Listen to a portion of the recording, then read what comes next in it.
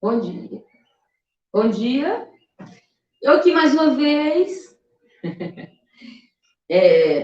Estou aqui para ministrar uma oficina de literatura de cordel, porque o nosso oficineiro oficial do projeto Circuito Popular de Oficinas, o Demar Cordel, não pôde estar aqui hoje. E só agora eu fiquei sabendo, então tive que entrar rapidinho para substituir. Não sou nenhum Demar Cordel, tá? Mas vou tentar substituí-lo à altura.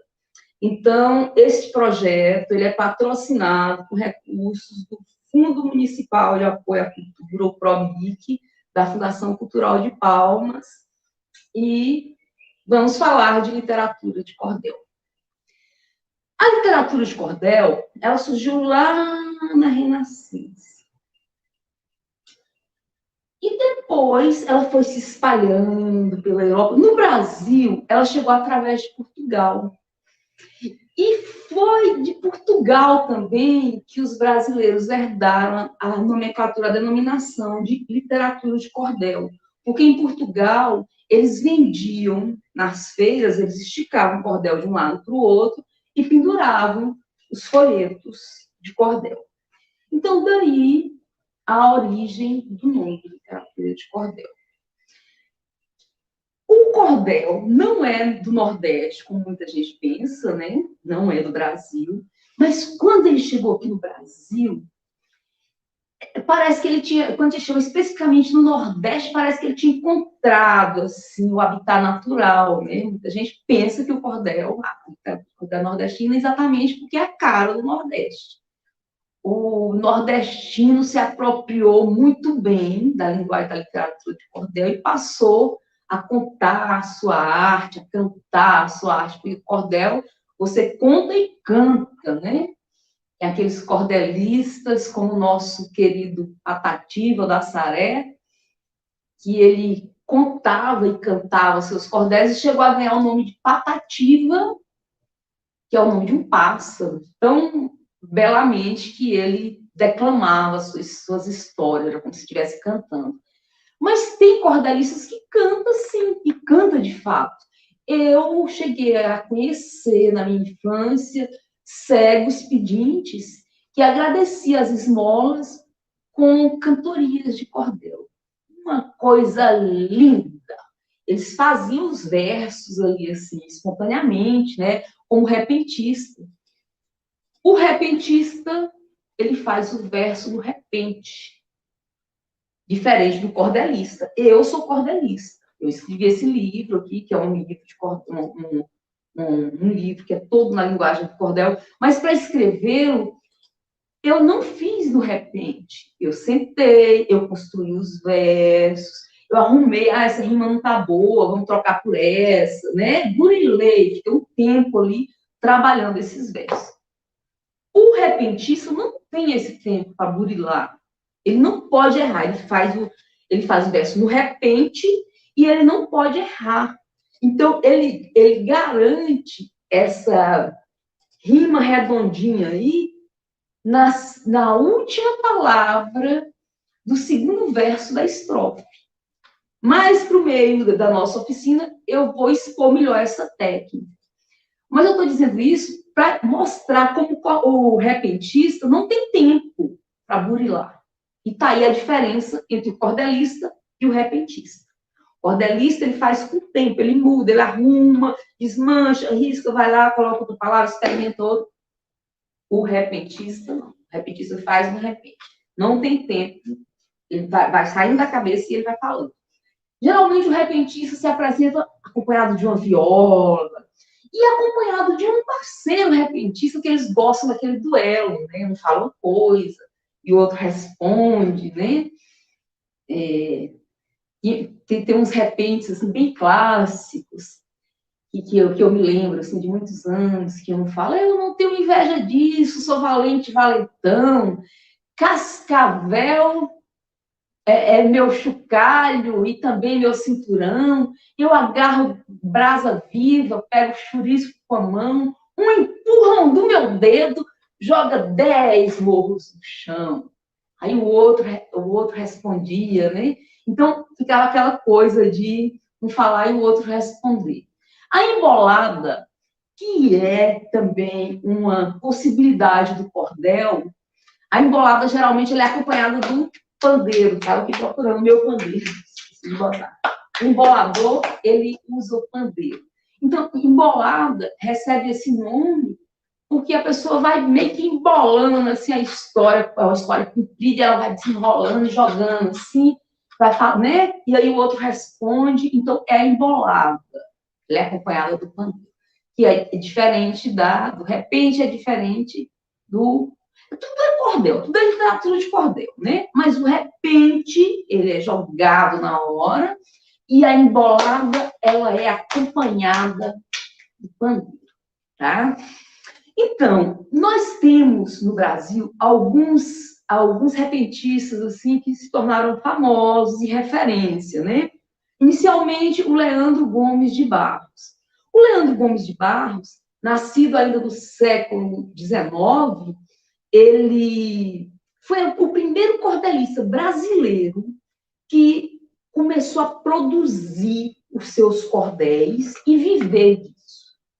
Então, Leandro Gomes de Barros se tornou um símbolo da nossa referência de cordel nacional, e o dia do aniversário dele, que é dia 19 de novembro, se tornou o Dia Nacional do Cordel, o Dia Nacional do Cordelista, dada a importância que ele tem nesse cenário da literatura de cordel, porque viver de cordel, né, ainda no século XIX, e tem histórias assim curiosas sobre o Leandro Gomes de Barros. Deu tão certo essa coisa do cordel com ele, que ele, apesar de ser lá da Paraíba, ele se mudou para o Rio de Janeiro, onde ele produzia os seus cordéis e vendia.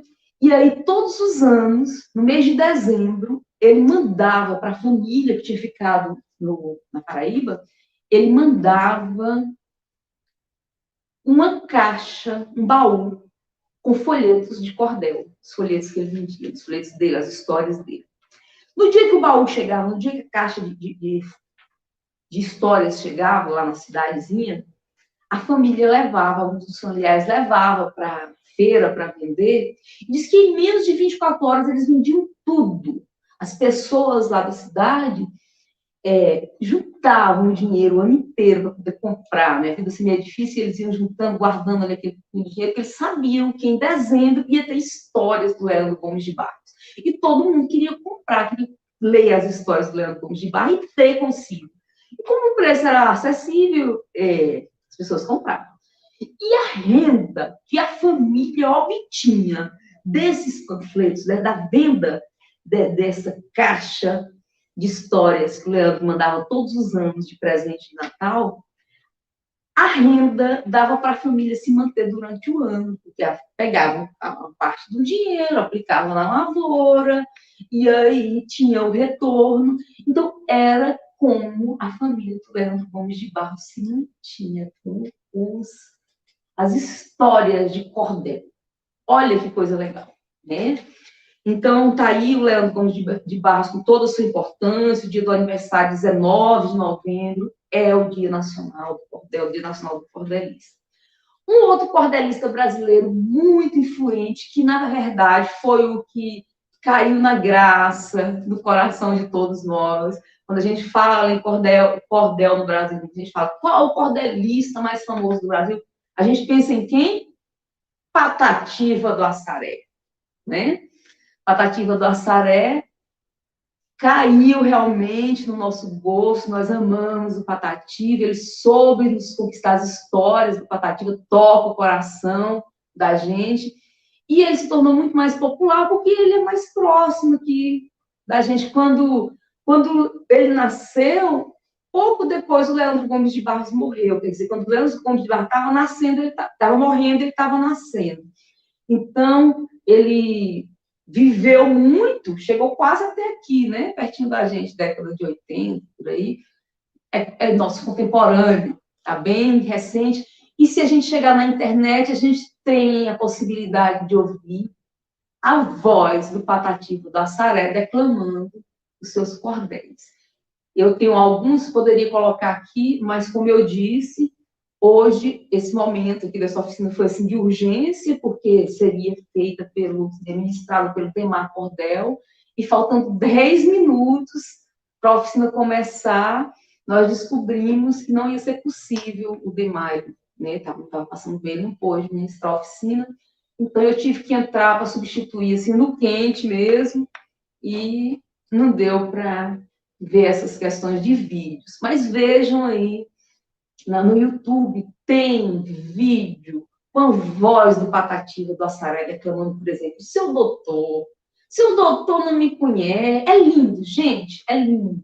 E esse cordel, seu doutor, do Patativa do Assaré, é tão famoso, assim, o nordestino conhece tão bem, que o Fagner, um dos cantores bem influentes da minha geração, o Fagner fez uma música belíssima, inspirada nesse cordel.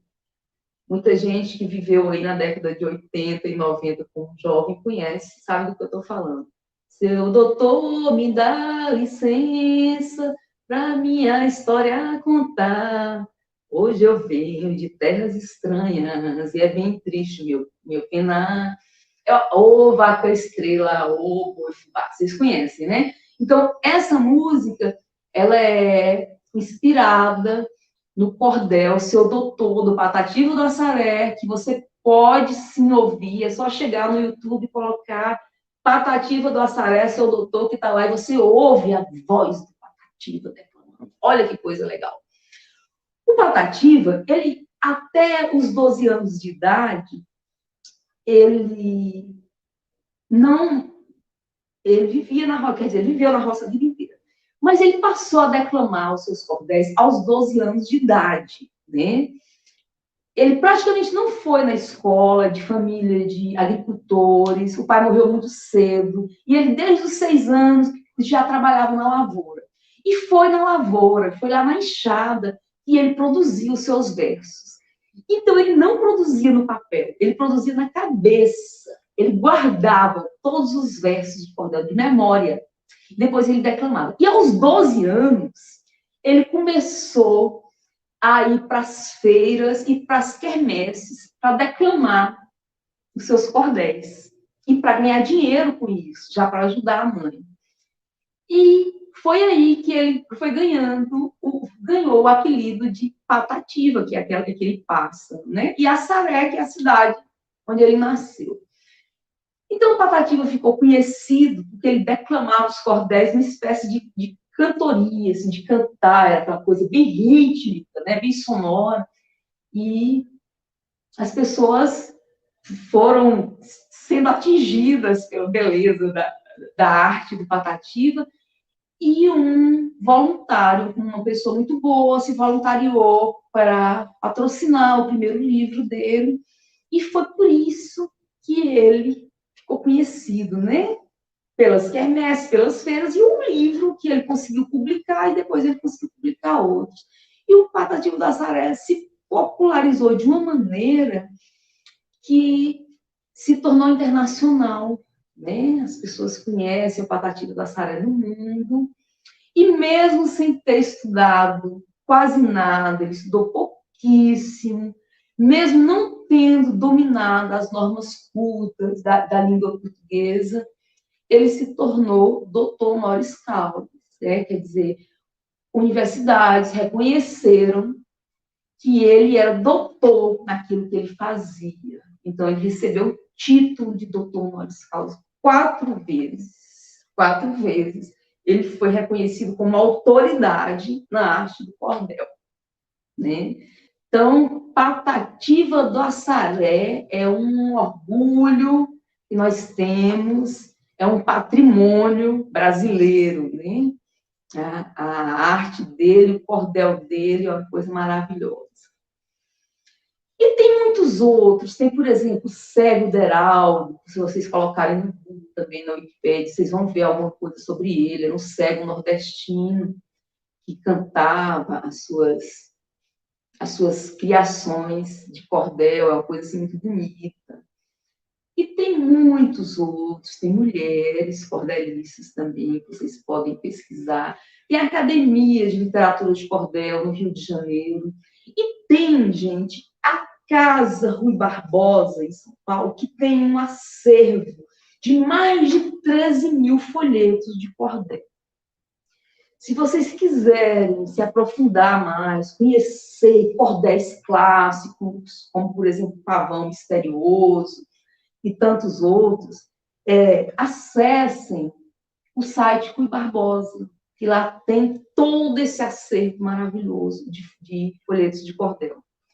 O folheto de cordel, geralmente ele vem nesse tamanho assim, e a capa, os originais lá do Nordeste, as capas são impressas em xilogravura. O que é xilogravura? Xilogravura é uma técnica de pintura, de impressão, que você faz o desenho na madeira, você esculpe a madeira com o desenho embaixo do livro, e depois passa a tinta e carimba no papel. Então, era assim que os cordelistas antigos faziam as capas dos seus cordéis. Olha, esse aqui está bem estilo xilogravura. Né? Aqui, a capa do meu Epopeia, ó, é bem estilo xilogravura, né? Mas não foi hoje. Hoje a gente já não usa porque tem formas mais fáceis.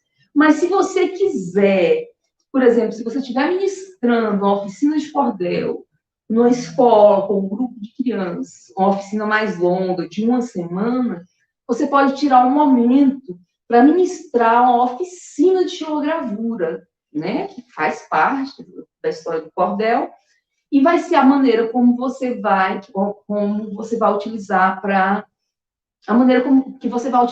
para ilustrar os cordéis que você for produzir com seus alunos nessa oficina.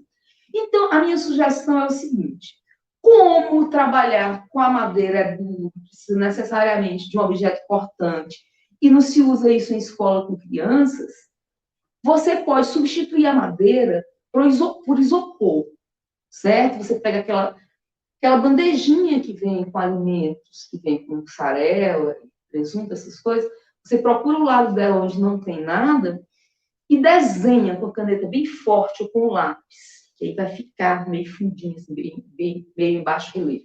Desenha o que você quiser. Depois, você vai cortar as bordinhas da bandejinha para ela poder ficar reta, né? E aí você desenha, passa tinta guache e carimba no papel. E aí você vai ter o desenho nos moldes da xilogravura, certo? E numa técnica bem parecida, né? Você só vai estar substituindo a madeira e o cisel a madeira e o objeto cortante pelo isopor e o lápis. Mas o processo é praticamente o mesmo. E aí você fala para a criança sobre a xilogravura, você pode mostrar um vídeo, pode falar, porque é importante que ela saiba, que ela conheça todo o processo da literatura do cordel, desde a construção dos folhetos, né? Então, o folheto de cordel antigo, o mais clássico tinha esse tamanho, mas as pessoas fazem de tamanhos variados. Esses aqui, por exemplo, são cordéis de um cordelista muito famoso aqui do Tocantins, o Genival Nicolau. Ele é de Paraíso, do Tocantins, e ele já está bem velhinho, está com Alzheimer, mas é vivo ainda. E tem uma obra maravilhosa. O Genival Nicolau, ele é um dos principais cordelistas aqui do estado do Tocantins. E a história dele, o panfleto de cordel dele é diferente. Ele faz em meia página, porque geralmente se faz em um quarto de página. Ele faz em meia página. Mas tem histórias maravilhosas, e essa aqui, ó, as Desventuras de Mulato, é uma história longa. Olha como ela é grande. Então, esse material está nas bibliotecas. Se vocês se interessarem pela literatura de cordel, quiserem conhecer um pouco mais do trabalho de Nicolau Genival, vale a pena. Procure que vale a pena. Um outro cordelista aqui do Tocantins, famoso, bem atuante, é o Juarez Alencar. O Juarez Alencar, ele trabalha na Secretaria de Educação e ele produz histórias maravilhosas na linguagem de cordel, coisas que o professor pode utilizar na sala de aula, porque muito tema interessante. Por exemplo, África de todos nós, esse cordel do Juarez. Pode-se trabalhar a África de uma maneira leve, né? Porque se a criança absorve o conteúdo a partir da literatura de cordel, a literatura de cordel é uma linguagem lúdica. Então, essa criança vai absorver de uma maneira mais fácil, porque é comprovado cientificamente que tudo aquilo que se aprende de forma prazerosa consegue ficar na memória permanente, tá? Porque nós temos a memória flutuante, o nosso cérebro, né? Tem a memória flutuante e a memória permanente. Quando a gente vê uma coisa poucas vezes, ou quando o cérebro entende que aquela coisa não é tão importante, o cérebro deleta automaticamente para que a gente não fique louco com tanta informações, né? Então, ele seleciona, o cérebro, ele faz essa seleção. E aí, quando o assunto é realmente importante, que ele entende que o assunto é importante porque você repetiu muitas vezes, ou porque você sentiu muito prazer na hora de absorver aquilo, então o cérebro direciona aquilo para a zona permanente do cérebro, onde fica guardada a memória permanente. E aí você não se esquece. Dessa forma, se o seu aluno adquire o conteúdo a partir da forma lúdica, da brincadeira, da rima, de uma maneira prazerosa, naturalmente que isso vai ficar, é um conhecimento que vai para a parte permanente do cérebro. Tá? Então, se você quer que ele aprenda o conteúdo, apresente na linguagem de cordel, tá aqui, ó, sobre a África, tá aqui, ó, tributo a Gonzagão, do Juarez também, tributo a Paulo Freire, do Juarez, geografia em rima, olha que coisa legal, é do Juarez Alencar. Então, tem muitos temas que podem ser trabalhados na sala de aula. Professor, pesquise o Juarez Alencar, tá? Juarez Alencar Pereira. É coisa nossa aqui do Tocantins. Nós temos um outro cordelista maravilhoso, que muitos de vocês que estão acompanhando o Circuito Popular de Oficina já conhecem, que é o nosso Demar Cordel, que tinha que estar sentado aqui agora, ministrando essa oficina para vocês, mas que não pôde, eu estou substituindo. Missão muito difícil, como eu disse, porque substituir Demar Cordel, seus versos e seu violão é difícil, e seu pandeiro ele tem tudo, né? Porque ele é aquele cordelista cantador. E eu sou a cordelista que só escrevo. Então, o Demar Cordel, ele é também patrimônio do nosso Tocantins. Ele é um cordelista clássico aqui do nosso Tocantins. Está aí nas escolas, fazendo projetos de incentivo à leitura todos os dias com as crianças. É meu parceiro de muitos projetos. Sempre que eu ministro oficinas de literatura de cordel, sempre que eu tenho um projeto que abarca a literatura de cordel, eu faço questão de incluir o Demar Cordel, porque ele tem toda essa expressividade e tem o caminho das pedras para atingir o coração das crianças, né? Tem as técnicas e o encantamento. Então, acompanhem a obra do Demar Cordel, pesquisem sobre eles. Sábado que vem ele vai estar aqui, tá? Domingo que vem ou sábado que vem, não sei exatamente, mas se ele estiver bem de saúde, vai estar aqui ministrando a oficina de cordel. Não percam, conheçam o cordelista clássico do Tocantins. E nós temos alguns outros cordelistas, temos o Júnior Brasil, que é um cordelista bem antigo também, aqui do Tocantins. O Júnior tem uma produção bem grande, e outros cordelistas que vocês vão pesquisar. Olha, esses cordéis aqui são produções dos alunos de Miranorte, numa oficina de cordel. Então, você pode produzir cordéis com seus alunos não é coisa do outro mundo. A oficina anterior eu falei de poesia e falei sobre o fato da poesia estar em todo lugar e da gente ter que extrair e de ser possível qualquer pessoa produzir poesia. A literatura de cordel é uma forma de poesia, né? Então, é a mesma coisa. Você pode extrair de tudo, de qualquer lugar.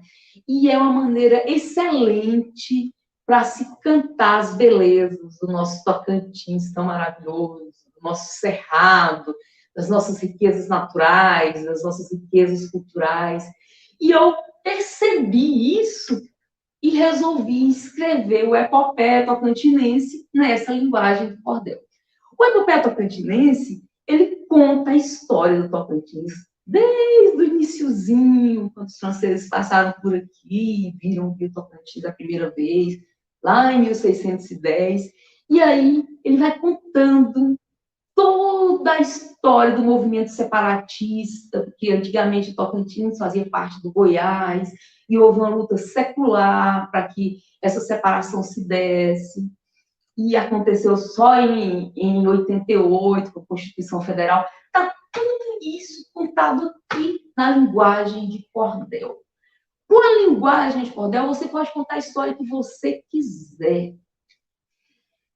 E a criança, o seu aluno, o seu ouvinte, ele vai entender o recado que você quer dar, ele vai absorver aquele recado e ele vai se encantar com a forma que você vai passar aquele recado. Eu, por exemplo, tenho mania de fazer os meus relatórios de prestação de contas dos projetos, eu gosto de fazer em linguagem de cordel, né? A gente é artista, trabalha com cordel, e os avaliadores dos relatórios também trabalham com arte, então é uma troca muito boa, porque, de certa forma, a gente presenteia aquele avaliador com um pouco de arte na hora que ele está ali numa função um pouco relativamente árdua, que é avaliar notas fiscais, que é analisar se todas as ações foram cumpridas, né? E aí, se você conta essa história, conta esse passo a passo de uma forma artística, é prazeroso também para quem está lá trabalhando e fazendo essa revisão. Eu gosto disso. E gosto de fazer muita coisa com a linguagem de cordel. Então, o Epopeia Tocantinense, eu vou contar um pedacinho para vocês verem como eu consegui apresentar, e como cordelista, como você também consegue apresentar qualquer história, inclusive datas, inclusive fatos, assim, meio maçantes, como coisas de Constituição Federal. Você consegue apresentar tudo isso em uma linguagem de cordel. Quer ver? Vou te contar a história do estado do Tocantins, desde a descoberta do Rio, que os franceses fizeram, aos acontecimentos marcantes que depois disso vieram. Houve uma luta antiga, gente grande entrou na briga para o Goiás dividir, organizações diversas, até sangue derramado para o estado surgir. Mas antes de tudo, o Rio, o francês que o descobriu. No século XVII, bem no início, o que significou um hospício.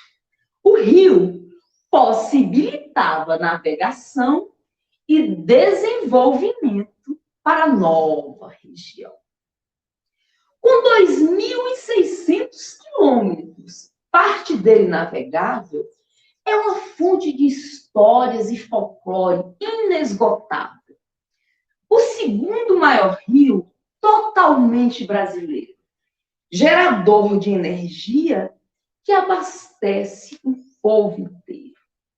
Em suas margens se encontra a maior concentração de castanha da Amazônia, orgulho da nação. Aí eu vou contando toda a história do Tocantins, e chega um momento que eu vou falar de como o Estado se firmou em termos de constituição mesmo, de burocrática, né? A coisa de documental. Então, eu falo assim, ó, foi em 88 que nossa Constituição mudou o rumo da história. em seu artigo 13 do ato da disposição constitucional transitória, criou o nosso Estado Tocantins tão adorado, sua existência agora. Mas para o Estado de fato existir, bastava apenas cumprir o artigo 13 da Constituição, que dava sua instalação o 41º dia, mas não antes de janeiro, para a glória e alegria daquele que tanto queria ser famoso pioneiro. Então, vocês viram aí, brinquei com o artigo da Constituição, falei o número do artigo, falei a seção que ele está na Constituição e falei o conteúdo. E interpretei, né? Não podia, para a glória e alegria, né? Então, assim, você pode, sim, contar a história que você quiser, falar do que você quiser com a linguagem do cordel, tá? Lembrando que o cordel, diferente do poema clássico, o cordel precisa rimar, tá? O poema não precisa necessariamente rimar, né? Quem me acompanhou na aula, na oficina mais cedo, falei de poesia, eu mostrei alguns poemas que não tem rima, né? Aquele poema que eu li, do Carlos Drummond de Andrade, Cidadezinha Qualquer, não tem rima quase. Então, e outros também. A poesia não precisa necessariamente rimar, mas a literatura de cordel precisa rimar, ela tem que ser redondinha, a sonoridade, o ritmo e a rima são os elementos principais da literatura de cordel, tá? Então, se você quer se arriscar na arte da literatura de cordel, você precisa aprender a rimar. Uma das técnicas excelentes para se produzir rimas redondinhas, que é a técnica que o repentista usa, é o seguinte. Quando você vai fazer, no caso, uma quadrilha, porque, gente, o cordel, antigamente, a estrofe tinha que ter, o cordel clássico, a estrofe tinha que ter 8 versos, certo? Atualmente, o cordelista não se atém mais a essa questão e as estrofes são livres. Tem estrofes de quadrinha, tem estrofes de todo tamanho. Daqui a pouco, eu vou falar uma estrofe daqui do Epopeia Tocantinense que tem 15 versos. 15. Porque eu precisava contar uma história e eu destinei uma estrofe para cada elemento que eu resolvi falar aqui do estado do Tocantins. E aí eu fui contar sobre uma determinada comunidade quilombola e para contar a história eu precisei de mais versos, porque é uma história, né, que tinha muitas nuances. Então, essa estrofe ficou com 15 versos. E eu vou falar ela daqui a pouco. Mas antes eu estou falando de como se constrói uma estrofe perfeita, uma estrofe redondinha. E vou dar um exemplo de uma estrofe de 4 versos, porque a gente está aqui aprendendo, né? Então, vamos começar do menorzinho. Quando você vai fazer a estrofe do cordel, você amarra a sua rima no segundo verso, na última palavra do segundo verso. Então, como é que você faz isso? Se você falar aqui assim, se você falar assim, estou aqui ministrando uma oficina no projeto Circuito Popular. Presta bem atenção. Estou ministrando oficina no projeto Circuito Popular. Certo? Então, o primeiro verso é estou ministrando oficina. O segundo verso terminou com a palavra popular, ó, no projeto Circuito Popular. Certo? Então, você vai escolher umas palavras que rimam com popular, que tem a mesma terminação. Aí você faz um banco de palavras, escreve aqui no canto da página. O que rima com popular? Vamos ver. Bom, rima espetacular, rima do lado de lá, rima popular, para cá, ou falar, ou cantar, ou pegar, tudo que termina em ar rima com popular, certo? Então, faça aqui do lado uma lista bem grande de palavras que terminam em ar, certo? De posse dessas palavras, você tem muitas opções para produzir a sua estrofe perfeita. Então, vamos lá. Estou ministrando oficina no projeto Circuito Popular. Mas, não, acho que minha sina falar, falar e falar. Ó, o falar rimou com popular. Ah, mas não gostei, então esse verso ficou muito repetitivo, falar, falar. Então, vamos mudar o verso. Estou ministrando oficina no projeto Circuito Popular. Mas, se minha fome aumenta, vou ter logo que parar. Viram que o parar rimou com popular?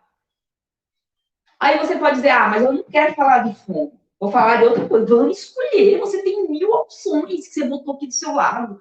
Todas as palavras que terminam com A, você pode brincar com elas. E pode mudar o sentido da sua estrofe. Você não quer falar de fome? Você não quer falar de espetacular? Fala de outra coisa, então. Estou ministrando oficina no projeto Circuito Popular. Vou atrás de umas meninas para a gente poder dançar. Ou então, estou ministrando oficinas no projeto Circuito Popular. Ontem eu peguei tanta febre que quase não consegui trabalhar. Ontem tive tanta febre que quase não consegui trabalhar. Vocês entenderam? Técnica. Existe sim técnica para construir rimas redondinhas. Antigamente, existia todo um preconceito em torno da literatura de cordel e em torno das rimas fáceis que brota quando se produz o cordel. Essas rimas fáceis eram chamadas de rimas pobres, porque lá na poesia clássica, você não pode rimar um substantivo com um substantivo, porque eles denominam isso de rima pobre. Então, quando você vai produzir um poema que não é na linguagem da literatura de cordel, você tem que ter essa preocupação de fazer rimas preciosas. Você vai rimar um substantivo com outra classe. Você não pode rimar substantivo com substantivo. Você entendeu? Se você tem que rimar um substantivo com outro trem lá. Esse negócio de português, quando eu estou no cordel, eu viro cordelista. Não lembro de regra nenhuma de português. Mas as classes, vocês entenderam? Se você vai rimar substantivo com adjetivo. Ah, tá, memória, obrigada, memória. Substantivo com adjetivo, certo? Não pode, isso na rima clássica, da poesia. No cordel já é diferente. No cordel você tem liberdade de fazer a rima que você quiser. Faça a rima mais fácil. Rime amor com dor. Não tem problema, ninguém vai criticar. Porque o cordel é uma linguagem espontânea. Você não tem tempo de estar burilando, não. O cordelista dá uma buriladinha ali só para rimar, mas ele não fica atrás de rima preciosa para embelezar o trabalho dele. Não. Porque o trabalho dele já é belo pela maneira como ele conta, pela sonoridade, pela própria história que tem na poesia dele. Então, não se atenha a essa questão de procurar rimas preciosas, rimas ricas, não. Use mesmo amor com dor, flor com amor, rime de acordo com o seu coração, tá? Cordel é isso. Ele sai do coração da gente. Você não precisa sofrer para fazer o cordel como o poeta clássico sofria lá, burilando seu poema, escolhendo, indo no dicionário de rimas. Existe um dicionário de rimas. onde o poeta mesmo, do labor, vai lá e escolhe, olha, essa rima não vai dar certo com essa, porque, né, ela não é um adjetivo com um substantivo, é substantivo com substantivo, adjetivo com adjetivo, essa coisa que aí não combina. Então, ele precisa desse dicionário de rima. O cordelista só precisa das belezas naturais, dos sentimentos, só precisa do que está aí para ele produzir versos maravilhosos, né?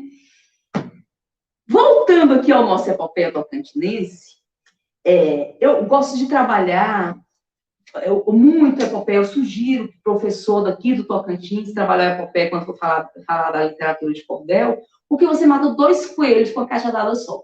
Você ensina a literatura de cordel e, ao mesmo tempo, você ensina um pouco da história do Estado, da cultura do Estado, e desperta nesse aluno, nessa criança, o amor pelo Estado, pelas nossas riquezas naturais, culturais, porque a forma, como eu coloquei aqui, eu coloquei de uma forma muito apaixonante, né? Eu não era tocantinense antes de escrever o Epopeia Tocantinense. Eu era baiana, sou ainda baiana, né? Sou metade baiana, metade tocantinense. Mas, antes de escrever o Epopeia Tocantinense, eu era só baiana. Me apaixonei perdidamente pelo Tocantins depois do Epopeia. Então, hoje eu tenho um mote, que quando eu estou fazendo oficinas de cordel ou apresentando cordel em outros estados, eu falo bem assim: eu venho do Tocantins, terra de muita magia, mas carrego outros valores, pois eu sou tocantinense que nasceu lá na Bahia. Então, eu nasci baiana, mas depois do Epopeia Tocantinense, depois da forma como eu cantei a história do Tocantins aqui nesse livro, depois do amor que eu imprimi nos versos que estão aqui no Epopeia Tocantinense, eu virei tocantinense. Eu me apaixonei perdidamente pelo Tocantins. Então, utilizem o Epopeia Tocantinense, que foi feito com muito amor. Leve para os seus alunos. Trabalhe a literatura de cordel com esse aluno e, de quebra, apresente a nossa história tocantinense de uma forma lúdica e de uma forma que enaltece o nosso estado. Tá? Então, deixa eu ver o que a gente fala mais. Quantos minutos a gente ainda tem? Tá. Então, eu vou falar, aqui atrás do Epopeia Tocantinense, tem uma coisa bem legal, que é um verso que eu faço com o símbolo oficial do Tocantins, o símbolo do brasão do Tocantins. Para você que é professor daqui do Tocantins, é importante que o seu aluno se aproprie do símbolo, dos nossos símbolos, né? Então, se você chega para ele e fala, qual o lema do brasão do Tocantins? O que está escrito no lema do brasão do Tocantins? Aí ele não vai saber. Aí você aproveita e ensina em verso. Você fala assim. Esses versos aqui, eles estão falando da luta secular. Então, você vai lá atrás e pega, vai dar 5 fala da luta secular. Aí você dá a sequência aqui, que fala bem assim, ó. A luta gravou o recado, coíve, ore, retama, o povo nortense reclama. E contra um clamor coletivo, nada e ninguém aqui possa, podemos bradar com orgulho, esta terra é nossa. Então, tá aí o lema do brasão do Tocantins, coíve, ore, retama, em linguagem indígena, que quer dizer, esta terra é nossa. Certo? Uma coisa linda, que foi colocado lá no nosso brasão, em linguagem dos nossos povos originários, porque o Tocantins é muito indígena, né? A nossa origem é bem indígena mesmo. Então, nada mais apropriado que o coíve, ore e retama no nosso brasão do Estado. E como é papel tocantinense, você apresenta toda a história do Tocantins, você fala, por exemplo, quem sabe qual é o menor rio do mundo? Aí eles vão ficar assim. Você fala, sim, tá bem aqui no Tocantins, é uma coisa belíssima que nós temos, você não sabe? Então eu vou te contar, olha. Nós temos o Rio Azuis, no município de Aurora, que é o menor do mundo onde a beleza mora.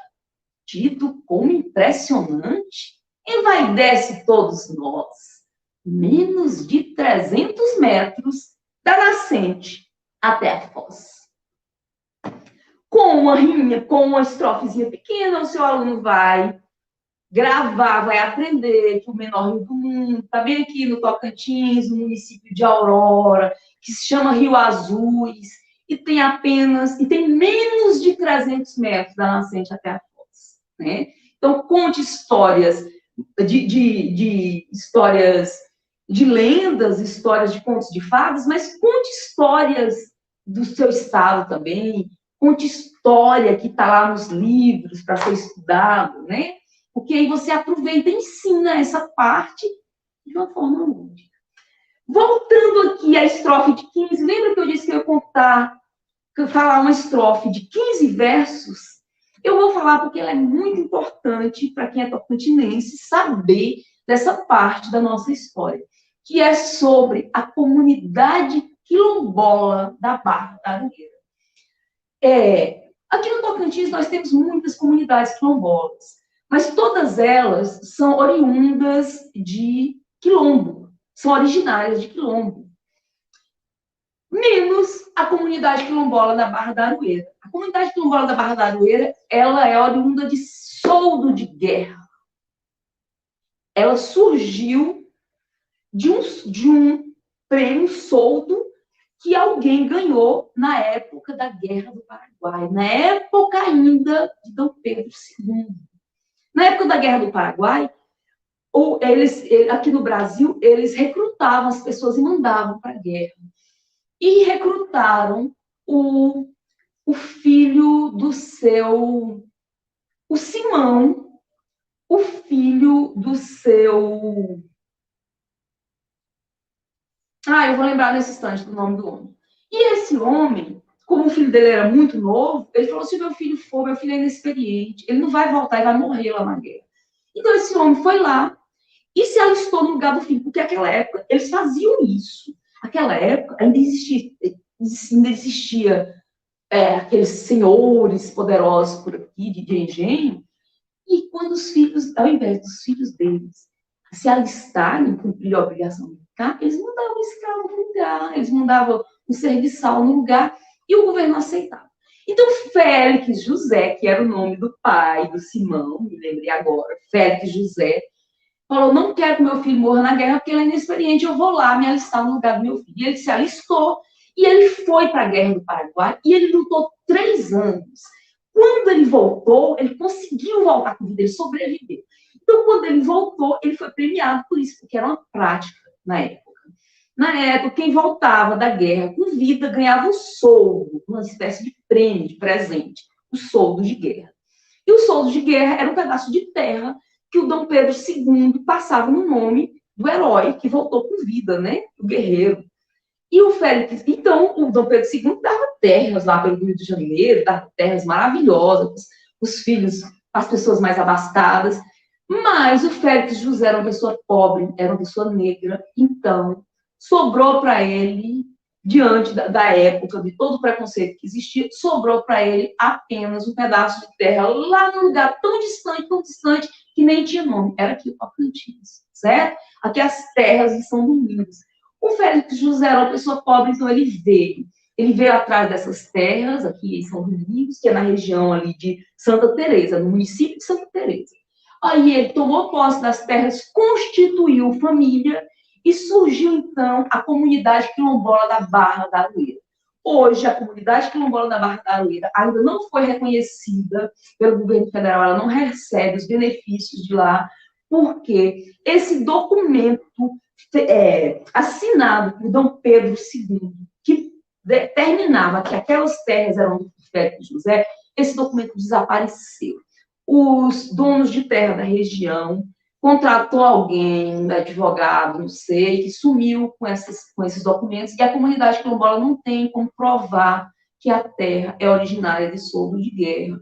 A Universidade Federal do Tocantins está nessa luta para ajudar na regularização, muita água já se passou, já tem algumas conquistas, mas é ainda uma comunidade carente que precisa de um olhar especial da gente. Então, eu contei toda essa história que eu contei para vocês aqui, eu contei no livro Epopeia Tocantinense, na linguagem de cordel, em 15 versos, que eu vou contar para vocês. Temos a comunidade negra da Barra da Areira, remanescente de guerra, em Santa Teresa, que é herança de Félix José, que se alistou e lutou sem um ai a sangrenta Guerra do Paraguai, substituindo seu filho, que havia sido recrutado. Olha, muito jovem, coitado. O pai foi em seu lugar para receber, ao voltar, as terras de São Domingos, que o rei Dom Pedro II se dignou a doar. Então, vocês viram, eu conto toda a história em 15 versos. É uma estrofe imensa, não é uma estrofe de 8 versos, como o cordel tradicional, certo?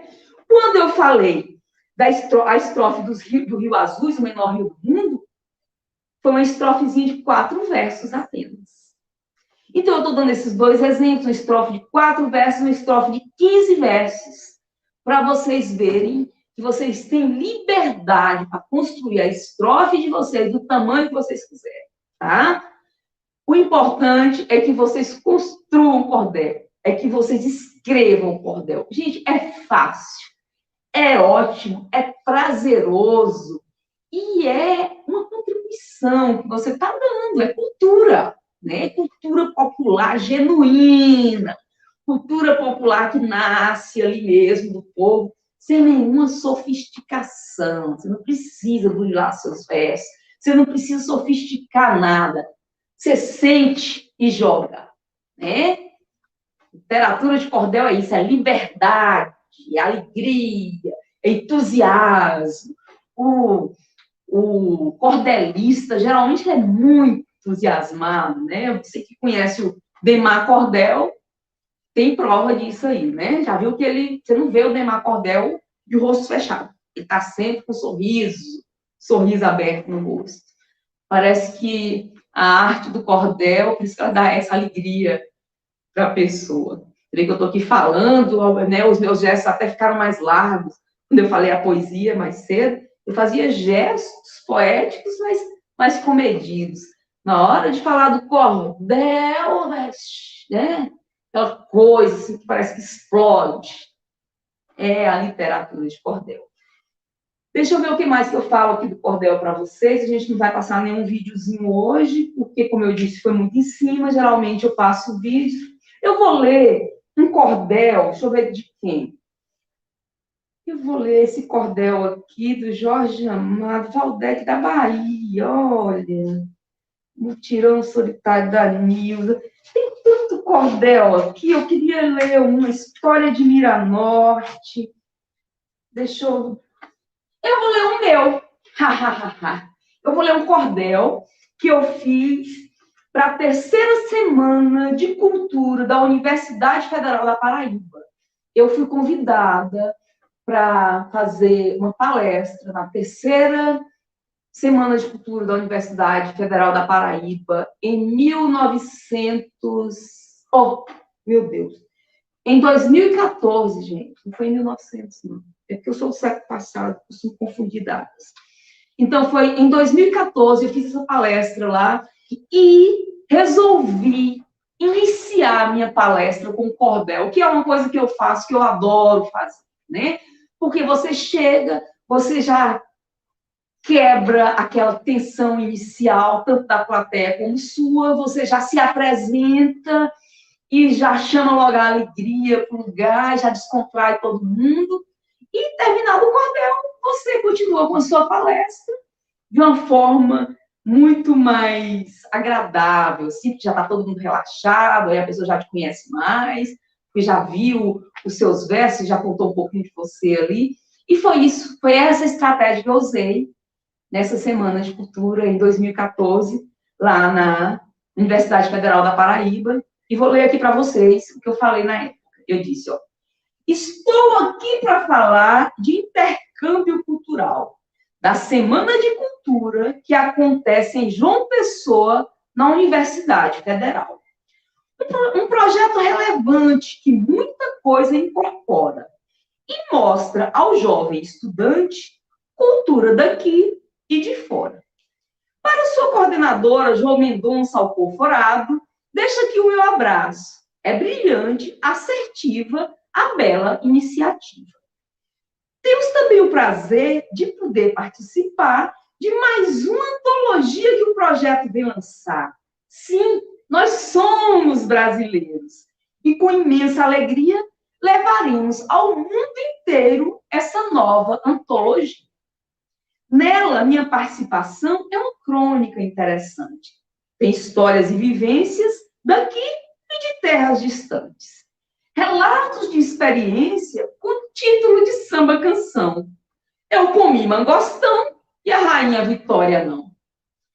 Eu venho do Tocantins, terra de amor e magia, e carrego outros valores, pois sou tocantinense, que nasceu lá na Bahia. Escrevo livros de lendas com histórias de alegria, faço os versos com riqueza da cultura brasileira, utilizo pesquisa e poesia. Vou falar de experiências com meus livros por aí, como expus no Salão de Genebra, com participação oficial. Tudo com muito louvor. Presença até de embaixador e de gente lá do Nepal. De como encantei as crianças que nem meu idioma sabia, provando mais uma vez que não existe barreiras onde reina a poesia. Estive também em Berlim, capital da Alemanha, terra dos irmãos Grimms, de histórias e façanha. Lá, ao som do clarim, lancei meu hit Chopin. E o povo aprovou. Até o Conselho de Cidadãos estendeu as suas mãos. Por fim, segui para a Inglaterra, para Londres, onde já morei. Aí também a embaixada foi o lugar que procurei. Efetuei doações, estabeleci conexões, semeando muitos livros por onde gostei e passei. Vou querer falar poemas nessa alegre reunião, com gente de várias idades, prestando muita atenção. E juntos vamos fazer esse encontro merecer ir para a lista de coisas de guardar no coração. No início, o singular prazer de ouvir Abel Soares, a musicista com o dom de fazer o som ecoar pelos ares. A senhora reitora presente, Margarete Formiga Diniz, e toda essa gente bonita que engrandece o nosso país. Os pró-reitores Orlando Vilar e o senhor Thompson de Oliveira, todos erguendo a bandeira e elevando a cultura brasileira. Coap e seus coordenadores, Arnaldo Medeiros e Bernardina Carvalho, parabéns pelo sério trabalho e para rimar várias cores, as cores e vozes do Brasil, exposições de artes plásticas, vale ver quem ainda não viu. Senhor Domingos Pascoal é o bardo oficial, vai falar com maestria, é membro de academia. Quer saber o que vai ser? A mudança começa em você. Protágoras, filósofo sofista, resumiu o que eu quero dizer. O homem é a medida de tudo, ou o limite o limite do seu tudo é você. Multipluralidade e interculturalidade revelam a grande verdade. A essência humana é igual. Pude ver. Falei de tudo um pouco para não pecar na palestra, pois minha memória, coitada, já não é mais muito destra. Então, finalizo o cordel, desejando a todos aqui muito amor, luz e harmonia, que seja tudo como você queria, que haja um melhor amanhã e que a vida não seja vã. Então, vocês viram que eu cheguei, fiz a minha introdução, porque a palestra era sobre intercâmbio cultural, eu tinha que falar um pouco da minha carreira, inclusive dos salões de livros internacionais, das minhas participações internacionais. E aí eu faço brincadeira, falo de gente do Nepal, eu falo do embaixador, que de fato participou, depois falo da minha ida em Berlim, como que aconteceu, falo de Londres, que eu fui na embaixada, do trabalho que fiz, e depois eu cumprimento as pessoas da mesa, falo o nome de um por um dos membros da mesa, cumprimento o reitor da Universidade Federal da Paraíba, que estava presente na hora da minha palestra, falo do orador oficial, que eu não conhecia, mas eles tinham me mandado a programação, então eu fiz isso antes de ir, né? Mas estava lá na programação quem seria o orador oficial. Então, eu escrevi o nome do orador, falei que ele era o bardo oficial, falei da programação, da Bel Soares, a musicista que ia fazer a abertura, fazer a música Ecoar pelos Ares.